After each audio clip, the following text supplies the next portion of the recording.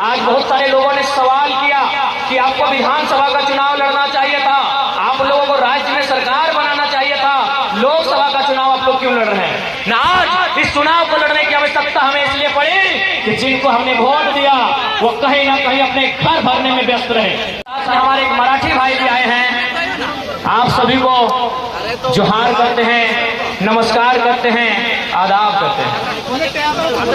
आज सबसे पहले चूंकि ये लोकसभा का चुनाव है और हमें इस बात से अवगत होना चाहिए कि आखिर आज हमें लोकसभा चुनाव लड़ने की आवश्यकता क्यों पड़ी। आज जैसा कि आप सभी जानते हैं, जैसा कि आप सबों को जानकारी है, हम लोग राज्य सरकार के खिलाफ नियोजन नीति, स्थानीय नीति की मांग को लेकर यहाँ तक आए थे।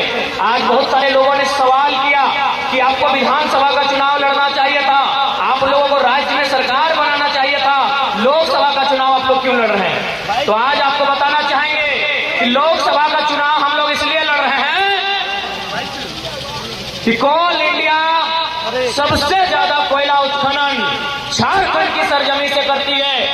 बीसीसीएल, सीसीएल, ईसीएल, सीएमपीडीआई लगभग 4 कोयला की सब्सिडियां, 4 कोयला की यूनिट झारखंड की सरजमी में है और इसका हेडक्वार्टर कलकत्ता में है। इंसाफ मांगने के लिए, हिसाब मांगने के लिए हम लोग संसद का चुनाव लड़ रहे हैं। आखिर झारखंड के साथ कब तक छल कपट किया जाएगा? आप ही बताइए, आखिर कब तक झारखंड के लोगों के साथ कब तक छल कपट किया जाएगा?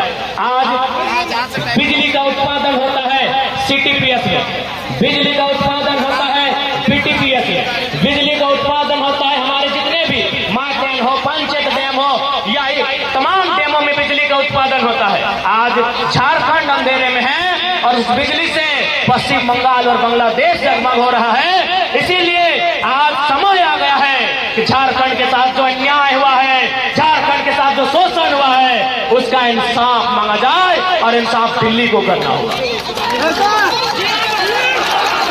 आज हम जिस क्षेत्र में खड़े हैं ये कोयलांचल का क्षेत्र है, ये कोयला की नगरी है, लेकिन आज एक सवाल, आज भी हमारे गांवों के दृश्य को देखिए, आज जाके हमारे गांव घर को देखिए, हमारे गांवों में लगे हुए आग को देखिए, उस आग से बीमार हो रहे हमारे झारखंडियों को देखिए, उस आग की लपटों से जल रहे हमारी स्थिति को देखिए। इसलिए आज समय आया है कि आज अब झारखंड न सहेगा, न झारखंड चुप रहेगा। आज झारखंड 23 साल का हो चुका है और हम लोग कहते हैं ना कि 23 साल में, 22 साल में, 21 साल में बेटा जवान हो जाता है। आज जवान बेटा अपना अधिकार मांगने आया है। आज दिल्ली की सल्तनत में बैठे लोगों से हम अपना हक लेंगे।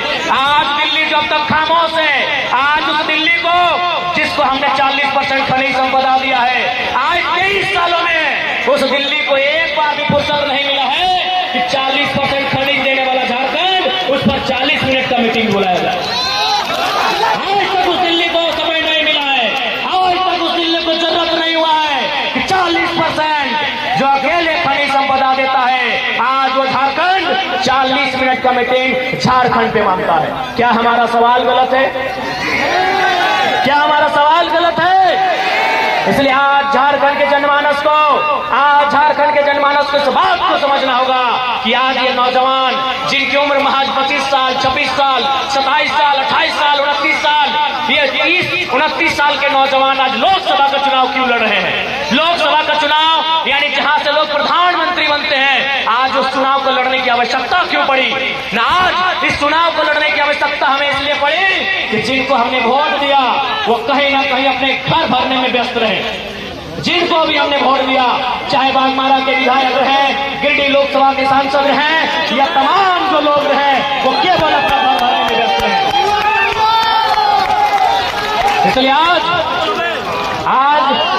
और इस बात का विश्वास रखिए, बिल्कुल आप इस बात का विश्वास रखिए कि इससे पहले नेताओं ने आपके साथ धोखा दिया या क्या किया, हम उस पर बात नहीं करेंगे, लेकिन इस बार जो आपका बेटा खड़ा है, आज इस बार झारखंड के साथ जो जुल्म हुआ है उसका इंसाफ लेने के लिए खड़ा है। इसलिए आप निश्चिंत रहे, मन में किसी प्रकार का भ्रम न लाएं। आज हम लोग राजसत्ता भोगने के लिए नहीं आए हैं, हम अगर सांसद का चुनाव लड़ रहे हैं ना, तो झारखंड के एकमात्र शहीद सांसद, जमशेदपुर के सांसद शहीद सुनील महतो को आदर्श मान के शरण भूमि में आए हैं। एकमात्र झारखंड के इतिहास में एकमात्र सांसद का लहू बहा है। उस लहू बहने वाले सांसद का नाम सुनील महतो था। आज हम उन्हीं को आदर्श मान के संसद का चुनाव लड़ रहे हैं और बिल्कुल उन्हीं के नक्शे कदम पर जा रहे हैं। इसीलिए आज तमाम देखिए कॉर्पोरेट वर्ग, तमाम ब्यूरोक्रेट्स, तमाम सिस्टम हमारे पीछे लगा है।